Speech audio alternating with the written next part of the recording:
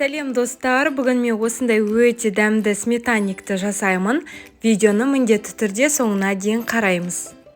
Бөлме температурасындағы тұрған сары майымызға қантымызды, жұмыртқамызды қосып, миксермен әппақ болып ерігенше араластырамыз. Барлығы жақсылап біріккен соң, оған қопсытқышымызды, ұнымызды салып, жұмсақ қамыр жасаймыз. Сіздің пирогыңыз жұмсақ болу үшін майлылығы 72%-дан жоғары маргаринді қолданған дұрыс. Мінеке біздің қамырымыз дайын болды. Диаметрі 26 см болатын осындай формаға әдемілеп барлығын біркелкі етіп жайып шығамыз. 24 см болса да ештеңе етпейді қыздар. Ең бастысы 24-тен жоғары болған жақсы.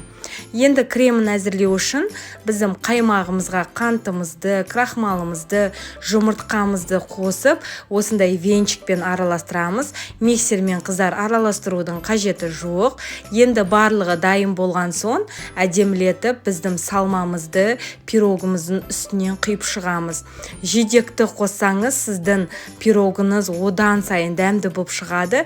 Крахмалды міндетті түрде араластырып, осылай бетіне сеуіп шығамыз. 180 градуста пирогымызды 35 минут қызарғанша әдемілетіп пісіріп аламыз. Пирогымыз піскен соң бетіне кокос ұнтағын сепсеңіз, сіздің пирогыңыздың дәмі ерекше дәмді болады. Сіздермен бірге болған Гаухар ас болсын.